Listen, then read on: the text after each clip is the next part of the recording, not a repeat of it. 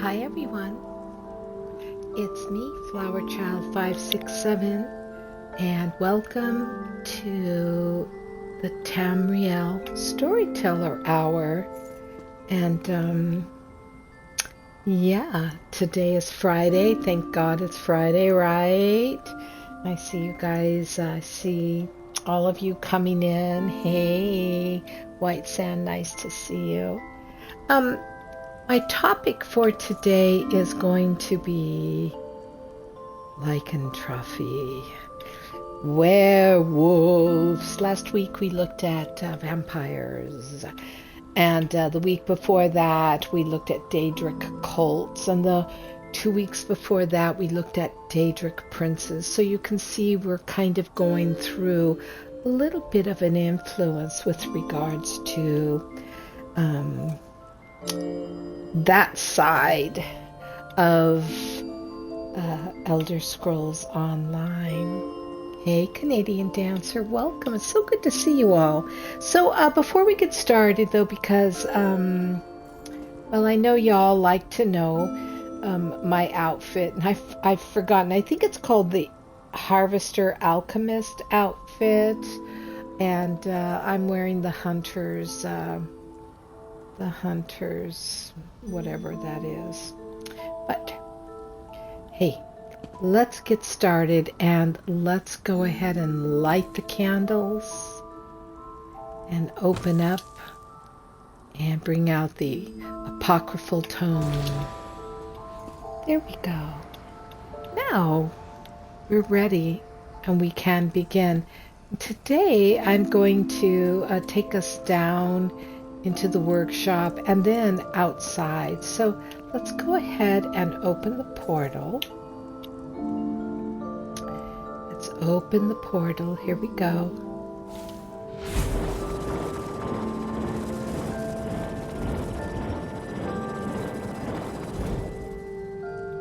And let's go on down to the workshop now.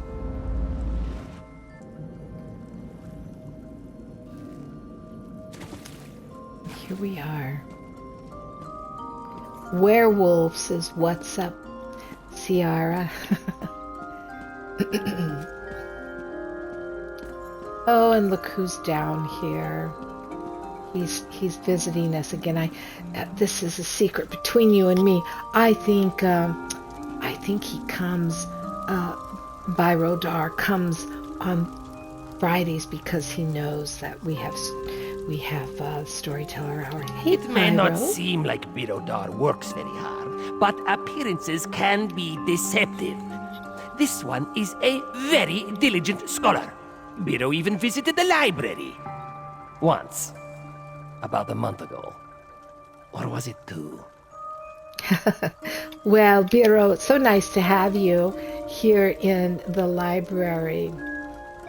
And I'm just going to come over here for a moment and begin to talk to you. I think, did I put it down yet? Oh, I was putting an altar down here. That's for the Dark Elves, but I haven't got it there yet. I think it's so dark that it would be a good altar to have down in this altar room, the shrine room. All right. Come on over here. Let's have a seat. And let's start taking a look at these guys, shall we? All right. Excuse me. Anyways, we are looking at, hey, Frank. Nice to see you. We are looking at lycanthropy, right? And this is a supernatural condition. And of course, what? It causes a person to transform into a werebeast. And werebeasts are also known as were-things, as were-critters, as were-creatures, man-beast, skin-changers, and shape-shifters.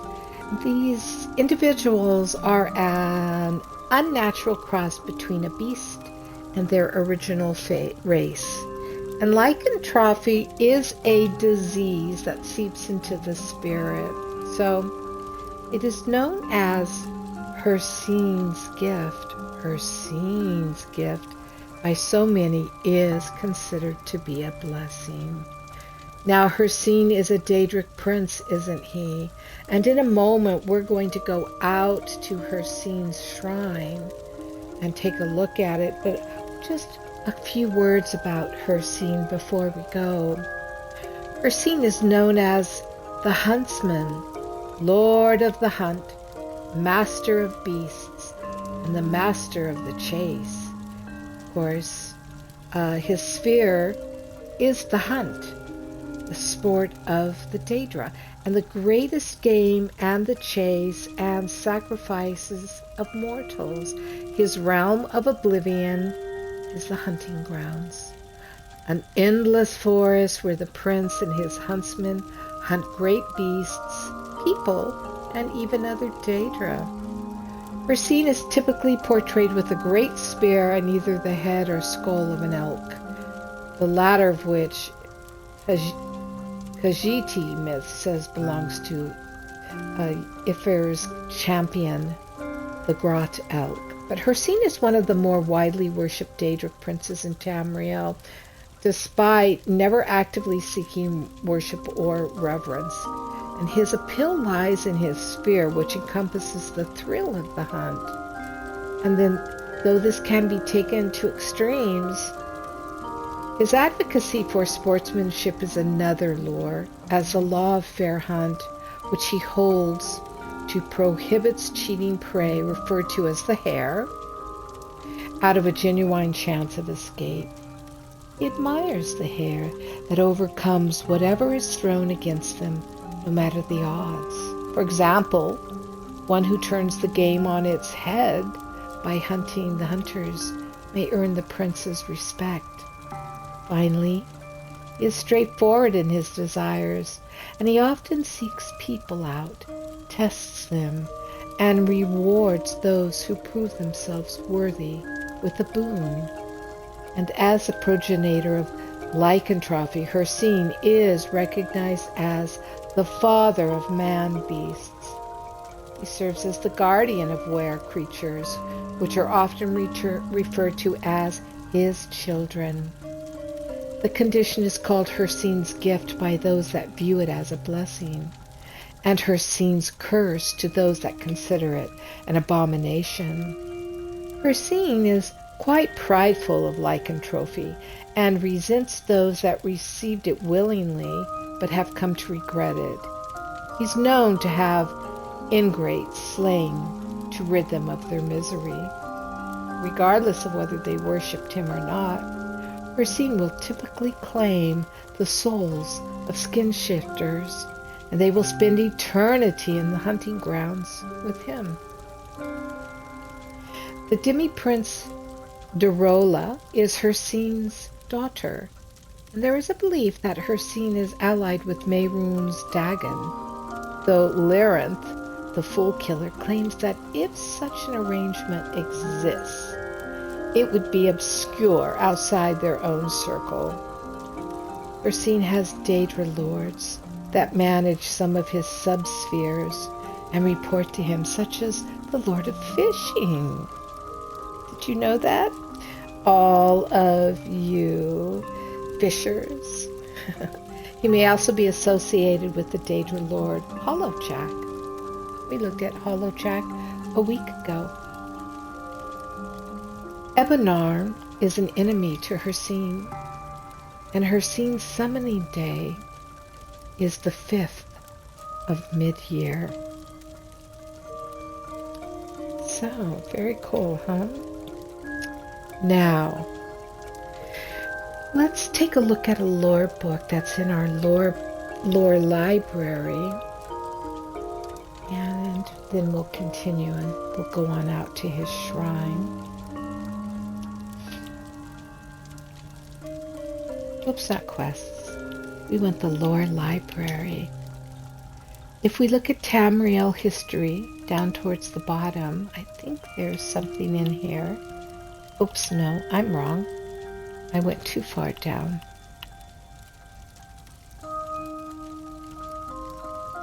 Let me go back up. Oh, there we go. In Shalador's library, we want Daedric princes, and I want to look at the Totems of Hircine. Now, the Totems of Hircine, among those of us to whom Lord Hircine bestowed his most perilous or precious gift of lycanthropy, there are legends that he also set into the world specific artifacts of his power. They date to a period when men could neither write, nor speak, nor barely think, but the powers of blood of the beast were yet flowing strong among the selected. The first, a carved skull of the wolf itself, used by those ancient shamans in the blood ceremonies that created our lineage. It is said to grant a great presence to those who prostrate themselves, I did it again, who prostrate themselves before it, such that those who witness their forms cower in a terror unknown except to those who have glimpsed the face of Hircine himself. The second, a thigh bone carved as the skull but from some animal unknown, used as some form of medicinal wand in the more ancient brotherhood. It was said to grant a kind of heightened awareness, both in sight and smell, such that the prey could never flee too far from our senses. And the third, a simple drum, its mundane appearance meaning it is most likely lost to the mists of long ago time. As our fathers would beat time to summon their brethren from the fields, so too would our forebears in the blood call their allies to them with its pounding. Through these totems we channel our focus, our energies of the beast, while werewolves give up the powers of magic known to men.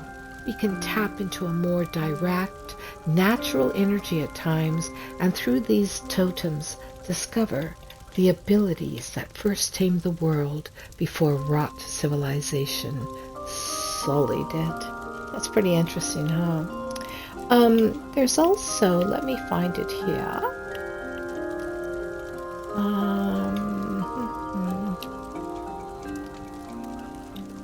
Excuse me.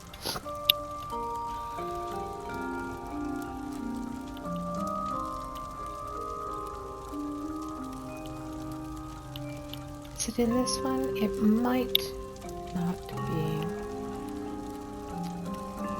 Well, no worries, because now I do want to take you out to see his powerful area that has been miraculously set up in my garden area. What do you think about that? Now, the cultural perception of werewolves, right? They're not looked upon in a favorable light, are they? See you later, Bureau. And, yeah. So, I'm going to open this door and go out to the terrace. Ooh, and right away, we see him, don't we? The statue of Hircine, some of his standing stones, and an altar to him. Oh, there is a totem right there. Let's look. Shall we? Let's look. Lord of the hunt, Lord of the were-beasts. We know we're in the right place. Oh, and there is Hildegard. You wouldn't know a place nearby where a person could do some howling, would you? Maybe with a nice echo and soft grass to sit in? Just curious. Right here, you can howl all you want. Look at it. I guess there have been some activity out here of sacrificing mostly animals. I don't see any human carcass. I'm very pleased for that. And there he is. Hircine. Wow. Okay, so let me just share a few things with you. And if you see Hildegard suddenly become a werewolf, won't you tell me? I don't want her sneaking up on my back as I share some lore with you. I want to tell you about, well, we know the symptoms and effects of lycanthropy, right? I mean, you become a beast and have claws and fur and, yeah, huge and sharp teeth, and, well, you want to just go after any living thing and rip it apart and eat it, right? And there is a cure for lycanthropy, which we'll go into in just a second. But I want to tell you a few things about known lycanthropic strains. Did you know here in Tamriel there are werebats? Those are found in Valenwood. And werebear in Skyrim, crocodile or cyrodiil, High Morrowind, Sulfim. There are wereboar in Hammerfell and High and were-crocodile in Black Marsh and Southern Morrowind. There are were-lion in Elsewhere, Black Marsh, and Cyrodiil. Did you know that there are were-shark? Have you ever seen a were-shark? Well, I don't know where they exist, but they do. There are were-vultures in Valenwood, and of course there are werewolves all around Tamriel. And werewolves travel in packs. There are rarely any solo werewolves, lone wolves. So beware if you ever come across werewolf out in the wild. Be sure there are going to be many. We've already talked and looked at the totems of Hircine, the totem of terror, which is the carved wolf skull, and the totem of the hunt, carved thigh bone of an unknown animal, which enhances the lycanthrope's senses, and the totem of brotherhood, which is a simple drum. We've already looked at the hunting grounds. Now, let's talk about lycanthropic legends of Skyrim, shall we? This was written by Lentulus Inventus, Order of the Horn, a recounting of the unwillingness of Skyrim's inhabitants to share stories of lycanthropy. I had heard the same rumors as everyone else that the province of Skyrim was awash in various forms of lycanthropy. I had studied werewolves for some time and was keen to see if these rumors of werebears were actually substantiated. I elected to pursue these studies in the warmer summer months in the deference to my fragile constitution. One quickly finds that common villagers are of particularly no use in this land, whereas in Cyrodiil, even the youngest child can tell you the true fauna that inhabit its environs. Here I find alleged wise men recounting tales of unicorns and flying horses directly alongside their stories of werebears. So I don't put any stock in the rumors. They certainly have their traditions for warding off werebears, certain plants and ceremonies, but nobody can attest to even having seen one firsthand, much less possess any sort of artifact. Everyone has a cousin or a friend who saw one once, but when pressed, these stories fall apart. I don't wish to completely discount these stories, but I also must conclude that they may have spun out of some wild retelling of a particularly vicious but mundane bear. Legends can take a life of their own, particularly when there are grains of truth. As here we have the very real threat of werewolves, I worry that by spreading stories of a potentially false, or at least rare beast, people may begin to discount the threat that real beasts pose. But if Skyrim's people choose to lead a backwards life, shrieking at shadows and clouds, I will not stop them. The werewolves of this land are a curious sort, at least the legends of them. Given the Nord flair for bravado, I had expected to see werewolf coats lining walls in the cities, werewolf heads on pikes, that sort of gaudy show. Instead, few people in civilized society ever mentioned them, and my questions were usually met with nervous stares. Thinking that perhaps the most common folk were simply more cowardly than I had been led to believe by my Nordic acquaintances in Cyrodiil, I sought out those for actual history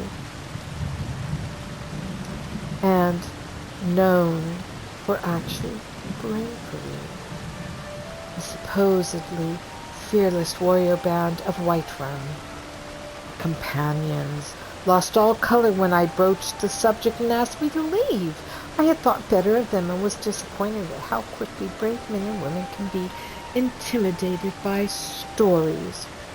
Pressing into the wilderness away from any sort of settlement, I would often find hunters willing to recount stories of their kills.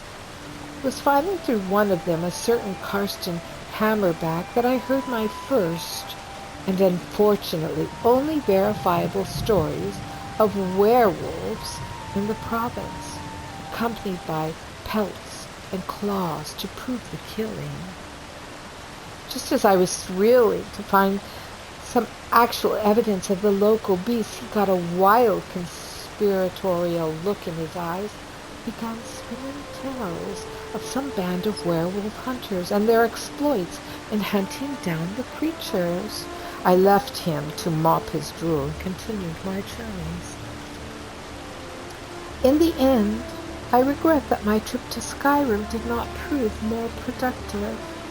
If it is indeed true that their breeds of lycanthropes are distinct from and more powerful than our local ones, they could prove to be powerful allies in our conflict against the influx of werevultures in Balinwood. But if they have grown as great and terrible as my friend Galen asserts, they could soon threaten the interior of Tamriel. And when the summer next crests, I plan to travel there for a better accounting of the winged Cretans, so that I may make more fitting report to the council. Well, it seems that that person had no luck in finding a werewolf, or even tales of werewolves for that matter. Oh well, it does happen.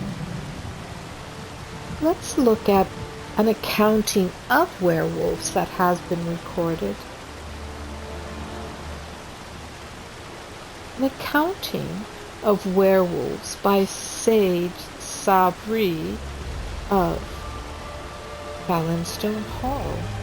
An essay regarding werewolves and werewolf encounters in Skyrim. As I sculled among the companions, I learned to recite the Songs of Return, but now as Sage of Valenstone Hall, I must do more than memorize. It falls to me to record the deeds and glories of the companions, preserve our names, and call on Isramor's wisdom to gild those new to our ranks. It surprised me to discover a few areas where our tomes of knowledge were scant or outdated, and I will do my best to fill in gaps as my first honorable task. I wish to begin by expanding on accounting of enemies, a reference to threats commonly faced by companions compiled by Sage Fiora, my predecessor. We've recently taken on more contracts involving werewolves than I've ever seen, and our recorded knowledge of them is sparse. I've spoken to Nords from Windhelm to Iverstead, and everyone agrees that cults of Hircine, and thus werewolves, who are his children, are on the rise across Skyrim. I've heard reports that some madmen have been actively seeking out the curse of lycanthropy. I do not think I should need to remind anyone, especially any Nord, of the evil of the Daedric princes, even of one who claims the joy of hunting as his realm. There may be some draw to the wild power of werewolves, but you'd better remember that you'll never see the halls of Sovngarde when Hircine claims your soul. Lycanthropes spend eternity in Hircine's hunting grounds, slave to his unending thirst for blood. Oh my goodness! Oh yes, there she is! Oh God, that... Whew! I almost lost it there. Are you okay? Hildegard, I saw you turn. Are you okay? People assume that since I'm a werewolf, I only eat bloody meat torn from the bone. I've learned to be much more civilized of late. Cor showed me how to use a fork, and I almost never forget to use my napkin. I still like food rare, though. Oh, well, that's good to know, so I don't have to worry about watching my back. I have to tell you, it's come to my attention that it's so very important to understand how to protect yourself from a werewolf if it were to come upon you in the wild. And I'm going to share with you some of my more physical things that I've tried. Well, okay, so let me show you. First of all, I have tried to use the Bone Snap Binding Stone, thinking that magic would work, but when I used it, all it did was put me into a rather odd sphere that I couldn't get out of for a little while. And yes, so I got rid of that, and then I thought, maybe I should just set a good old-fashioned bear trap. So I put that down on the ground, but it didn't catch any werewolves. In fact, I'm ashamed to say it harmed a person who was out hunting for their dinner. So I had to disarm that trap and set it aside and get rid of it and leave that for capturing bears when it was time to capture bears because of their prowling and harassment to the local people. So I continued my exploration on how to protect oneself, and, well, I put on a helmet from Malakath and decided to scare a werewolf when I saw him.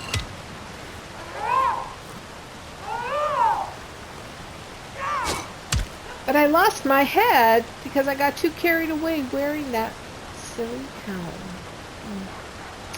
So then I decided that, geez, if you can't beat them, you might as well join them. Oh my God, what's happening?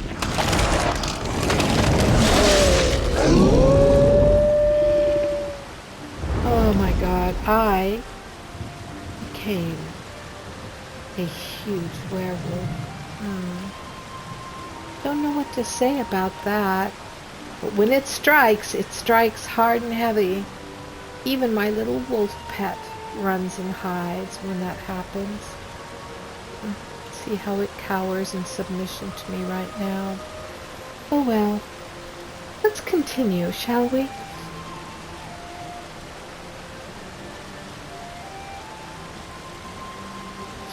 So, where was I? His grimoire taught us to know our enemy through blood on our hands, and to scrawl our runes of conquest on the corpses in our wake. Our warriors have faced many werewolves, and while I don't have any corpses handy at the moment, and because they would pollute the rather pleasant library we have, I will preserve their knowledge here. Okay. Thornar Call, Iced Fist, recalls his revulsion. I saw one of them turn right before my eyes, and my blood ran cold. He got the jump on me, so stunned was I at the grotesque displays. Be wary if your target is not already in the fearsome beast form. Oh dear. Irmgard, the Boot Baron, knows a secret of the beast. Always keep a poisoned blade or arrow tips handy when you hunt them. Even poisons that aren't all that strong seem to ravage the monsters. Well, we'll talk about cures for lycanthropy in just a minute. Helvig, God-hater, has read the tale of their hides. It seems to me that their pelts say something about them. The ones with darker fur use fast strikes and ragged claws to tear you in two, and every now and then I've glimpsed a white one. They're usually surrounded by a pack, howling and driving them into a frenzy in combat. Oh, okay. And Aegitus, Bearblood, prays to the divines. Don't get bitten or cut up by them. If you do, you'd better get yourself to a priest right away. The disease can be cured, but don't risk letting it get into your blood. Oh, there she goes again, Hildegard, going into her, oh, every time she does that, it kind of startles me. So I am going to show her who's the bigger one. Maybe put her in her place just a tiny bit.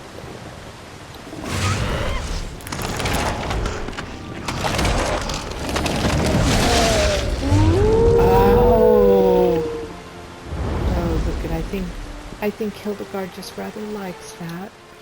Cor says I am too young to have regrets. I've hurt people, lost my family, even lost myself for a while. Sometimes I wish I could take it all back. But without that, I wouldn't have my brother, and the path I'm on now. That is worth the struggle. Oh, that's so wonderful to hear, Hildegard. She is an assassin for the Dark Brotherhood, so she's found her path of spilling blood in a way that makes her feel good, I guess. Well, let me share another journal with you. Do I have another one in here? You see, the problem is I haven't done much hunting of werewolves, and so I'm afraid I don't have a lot of my own lore in my lore library, so I have to rely on an Oblivion source. So let's go back to that, shall we? So let's look at what happens if you get it and how you might be able to protect yourself. I mean, first of all, you got to say living with lycanthropy, right? Guidance on living a productive, peaceful life while afflicted with lycanthropy, right? So let's look at that. This is guidance, yes, so just take it with a grain of salt. Throughout the ages, whenever one heard the word werewolf, It was a cry of fear and revulsion. This not be the case any longer. We shall prove to Tamriel that it is indeed possible to live a productive, peaceful life while afflicted with Sane's lupinus. Our rule: resist the urge to commit violence. By withdrawing from society, one can learn how to apply this simple rule to everyday life. Do not give in to a feral desire to retaliate against those who cannot understand our plight. We are not meant to destroy others simply for sport. Hircine blessed us with the ability to fight well, with strength beyond that of an ordinary person. We must not take advantage of this blessing to hurt anyone, but rather use it in ways that benefit others like ourselves. Hunting can be a rewarding pastime and a way of worshiping our patron. It should not be a way to torment others, whether man or beast. And this blessing, for it is a blessing and not a curse, allows us to carry heavy loads and to cover vast distances without tiring. We make excellent traveling merchants for this reason, as well as laborers of all kinds, and by showing continued restraint, not by lifting our hand against others, by proving that hunger does not drive us to kill, we honor ourselves and our families. It is our duty to demonstrate that werewolves can be peaceful through our continued faith in Hircine's blessing. Yes, indeed. So that's very nice. That's a good way of looking at it. And that's what our Hildegard has done. So I think that's very nice.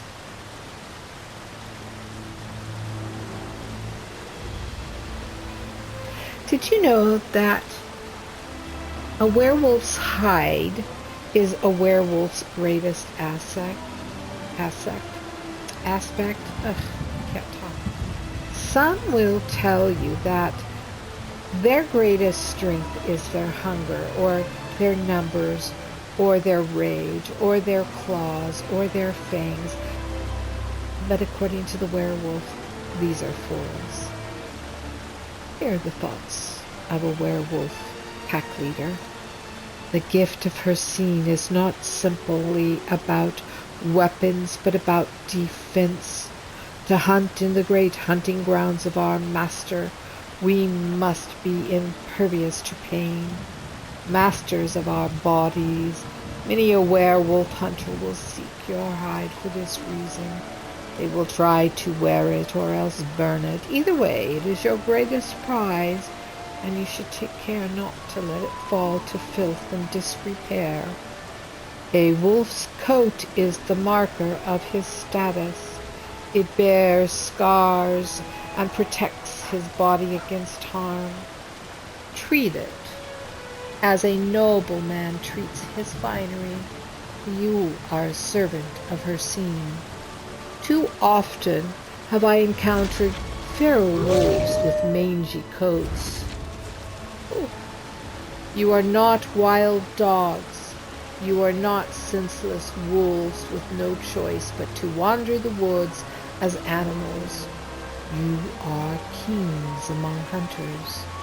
And when you are beset by enemies, when the mob comes for you, and you transform into your true self to face sword and sickle, pitchfork and pike, you will thank me. Your coat will gleam and terrify, and no blow will harm you.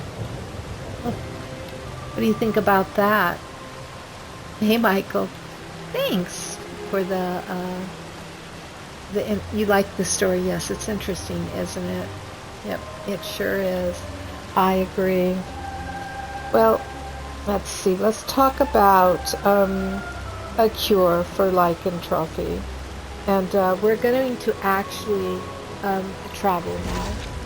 We're going to travel to my apothecary and look at all the ways we can help ourselves. So let's take a look at where we want to go. Yes, we're going right there.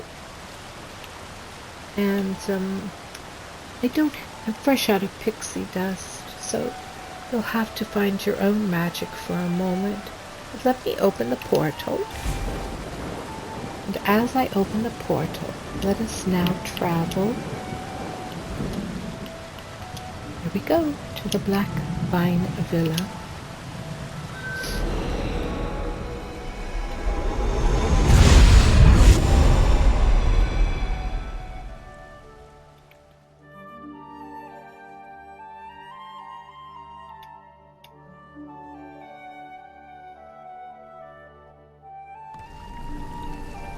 And now,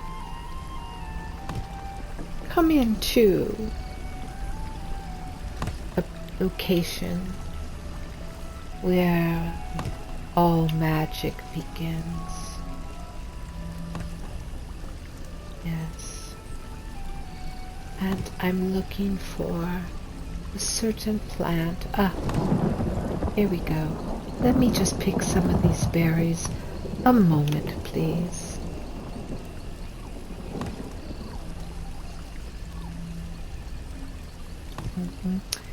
I'll go over these in just a moment, and let us go back here. We have another thing to pick. Let me find it.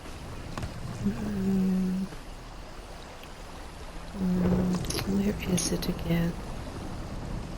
I keep it hidden. There it is. Let's pick some of this mushroom. There we go. Very good. Very good. Let me grab some of these yellow petals. Okay, let's go inside. First, let me alert Az that we're coming in by just ringing the bell so I don't startle him. Okay.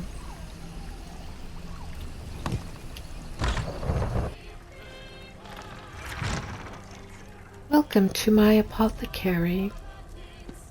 Well, I see the clients haven't gotten here yet to pick up their orders. That's a vicious poison right there. That'll kill man and beast alike. The recipe comes from the Brotherhood, the Dark Brotherhood. Oh, and here's the enchanted apple. Some say it's poison apple, but it truly isn't. It just casts a spell for just a little while. That's the directions on how to cast the spell and administer the apple to your friend. There's Az. Let's greet him, shall we? Hello, Azendar. The first time I left Nirn was quite the adventure. I was still refining my control of the tome, still aligning myself with Apocrypha's might. Thankfully, my accidental inaugural portal took me to Fargrave. Or we might not be chatting here today. Oh, well, I'm glad that you've come and that you're continuing your research in my apothecary. Okay, now, let's come here for a moment. And as I do a little work, let me share with you a cure. So first of all, of course, this is from the archivist, and it was the archivist of the Silver Dawn who gave me the cure. He gave me the page from his journal, and it says, "The cure is finally within my grasp, an end to lycanthropy once and for all. For over a decade I have devoted myself to this very research, and now that I finally found my answer, I am told no. I realize Commander Adetta's concerns are not unfounded, and I cannot deny the risks of such a venture. To even find a werewolf transformed by Hircine would be a tremendous task, and then to capture the creature? There's absolutely no guarantee that the Silver Dawn would be capable of such a feat. Even still, should we not even try? When I think of all of the good that can be accomplished, should my research bear fruit, is this not our very purpose, as in order to completely eradicate the lycanthrope threat? I must convince Commander Idetta to agree to this research. I must. It seems the divines have smiled upon me, though it's only been a few short months since I've made inquiries. I've just received word of a werewolf named Lycosa hiding somewhere within Malabal Tor. Rumor has it that she is a first changed into a beast by Hircine himself, and my records seem to only collaborate this, as it's rewritten. Sorry, his spelling was atrocious. As I found records which mention her name that date centuries back. This may be just the opportunity I've been looking for. Unfortunately, Commander Idetta still stands in my way. Her word is law within this keep, and every mention of my research only seems to fill her with a stronger resolve to deny me. But I can't give up hope. Not now. Not when so much is at stake. I simply must persuade the commander, no matter the cost, and I believe I have just the thing to bring her to my side. Commander Idetta has finally agreed to capture Lycosa. Unsurprising, given that her own husband has now been cursed with lycanthropy, a transformation courtesy of one of the many blood samples at my disposal. Shh. Put forth the idea of cursing masses, and the commander balked at the dangers, but when it's her loved one in need of such a cure, she crumbled right before my eyes. Pathetic. Now, I must simply set a trap for Lycosa. No easy task, of course, but one that I'm confident a man of my intellect can pull off. Victory is almost at hand. One way or another, I will create this cure. By the 8, I must, after all. I do this not for my own satisfaction. I do this for the good of humankind. Well, you know what's interesting? I'll tell you what's really interesting about lycanthropy. Because there is cures, and the cures are rather broad, and I have found one particularly important cure. Let me check on this to see how well it's cooking down. Oh yes, it's finally beginning to melt. Oh, that's very good. And the mushrooms are steaming nicely. I can see the liquid being leached from them down in the bowl. Very, very good. One moment, let me see how these fungi are coming along as I boil them and cook them down into a syrup. Yes, yes, yes, they just grow willy-nilly. Pancake mushrooms. They're coming along just fine also. Now behind the curtain over here, hidden in this little alcove, is where I do my poisons. First, we have to wash our hands. So let's go ahead and wash our hands right here.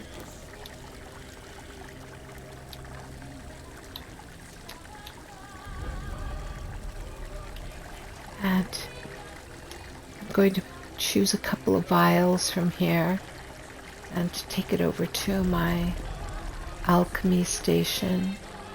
Now, while I'm in the alchemy station, working just a little bit with my creations, let's begin to look at the cures, some of the cures, shall we? You know, the witches of the Glenmoral Weird are the only beings known to have possessed cures of a conventional nature. potions and scrolls that are relatively free of side effects. Unfortunately, I am no longer a part of that society, and the Sisterhood does guard the secrets very closely, so they do not openly offer these cures. Fortunately, I have that information. And of course, the Sylvanar, being a living representation of the green pact that fixed the form of the Bosmere, has the ability to instantly cure green pact Bosmere who unwillingly contract lycanthropy. And that's very, very important. And then Camlorn successfully developed a cure for the strain of lycanthropy spread by Falchow, the Reborn, using blood from infected werewolves. Okay? But there's so many ways of doing this where you summon it's just, you sacrifice and you...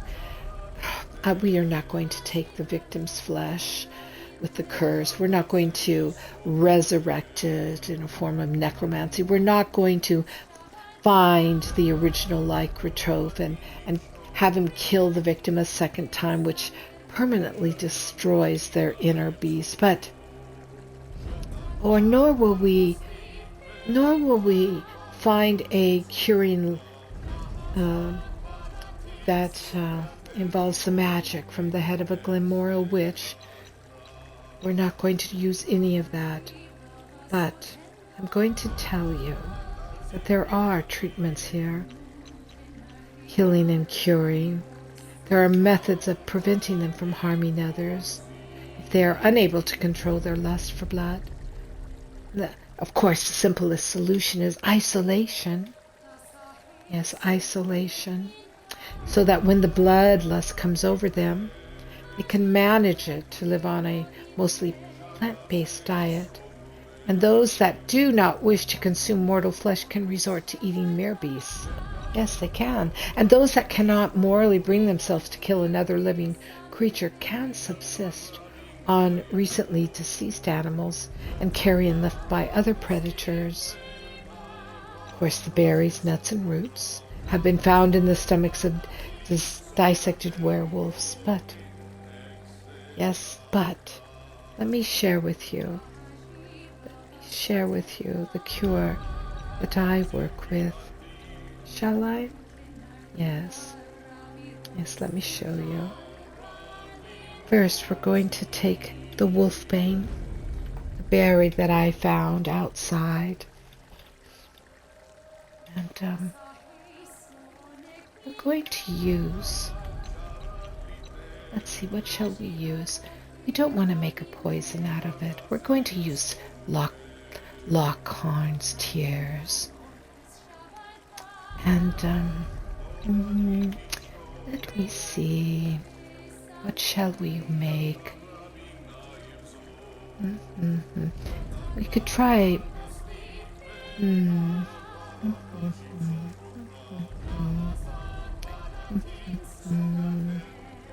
We could make a type of spell resistance, to protect. Oh, I haven't researched all of my Crimson Ninroot. How is that? How did that happen? What else shall we use? Vitality, maybe this. Let's see if this is going to... This essence of vulnerability. This might work very, very well indeed, because we want to make sure that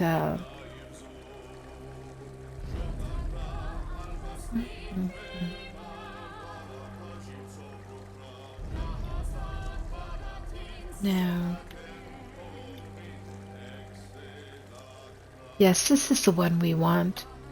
So this will help any human that has been connected with the curse or the blessing of Hircine, and they need to take it and help themselves be protected from when the bloodlust comes over them. You know, because that does happen. And we don't want that, do we? So I think I have time to just let you know that if you require a special formula, a potion, a spell, even a poison, I invite you to come here to my little apothecary. And well, I am known throughout the land for making the strongest and the most powerful poison that can be used against a Daedral prince. Well, that's for another day. Thank you for joining. Thank you for joining me on this Friday Storyteller Hour. Let's come out among the prismatic energies.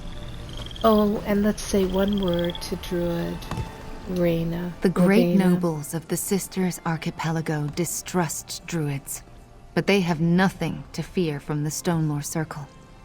We are content to outweight them. We know that rock endures. Oh, thank you for your druidic wisdom. And now, my friends, thank you for tuning in to Storyteller Hour. I hope that you have a great rest of your Friday and a wonderful weekend. And just a reminder, from Tuesday on of next week, through the, I think it's the 13th or 14th, I will not be streaming. I will be away for personal reasons. I have a surgery that I'm going to undergo, just a minor surgery, but it will affect me wearing a headset, and so I won't be able to be vocal in live stream. All right, everyone. I'll see you in 2 weeks. Come back, and we are going to continue Tamriel Storyteller Hour by looking at wood elves. Oh yeah, those fun little creatures. All right, everyone. Bye for now.